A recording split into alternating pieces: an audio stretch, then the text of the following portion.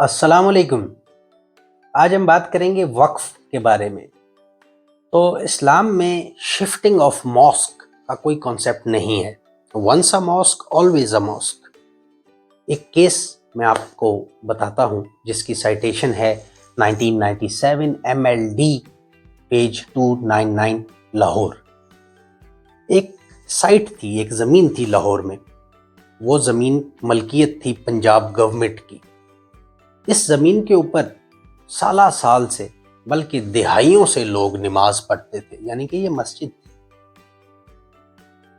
अब केस आ गया Lahore high court के पास। जब पंजाब हुकूमत ने इस जगह को एक्वायर करने की कोशिश की, इसका कब्जा लेने की कोशिश की, तो केस जब आया ऑनरेबल लाहौर हाई कोर्ट के पास, तो देखा गया कि ये ज़मीन क्या वाकई मलकियत है पंजाब हुकूमत की, वो इसका कब्जा ले सकती है, या ये मस्जिद है। तो पता चला कि ये ज़मीन दिहाइयों से मस्जिद है, यहाँ पे लोग नमाज पढ़ते हैं। कभी किसी अथॉरिटी ने, किसी गवर्नमेंट ऑफिशियल ने कोई ऑब्जेक्शन नहीं किया। तो ये ज़मीन वक्फ हो चुकी है for the purpose of mosque. अब वक्फ का मतलब क्या है? तो वक्फ का मतलब है to dedicate a land for a pious purpose, अल्लाह पाक की राह में। वक्फ की कोई स्पेसिफिक फॉर्म कानून में दर्ज नहीं है। इन राइटिंग भी वक्फ को क्रिएट किया जा सकता है, वर्बली बोल के भी ज़मीन को वक्फ किया जा सकता है। और तीसरे तरीके से, जिस तरीके से इस केस में ये ज़मीन वक्फ हुई, वो है impliedly to a long use. अरसा दराज से लोग उसके ऊपर नमाज पढ़ रहे हैं, उस ज़मीन पे वो मस्जिद है।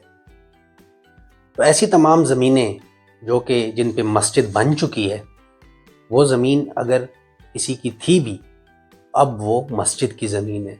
और मस्जिद की ज़मीन मस्जिद के अलावा किसी और मकसद के लिए इस्तेमाल नहीं हो सकती। और इसको ट्रांसफ़र करना या सेल करना, वो तो किसी तरीके से भी कानूनी है ही नहीं। अक्सर देखा जाता है पाकिस्तान में, क्योंकि यहाँ पे बिज़नेस तो एक ही है जिसका नाम है रियल एस्टेट।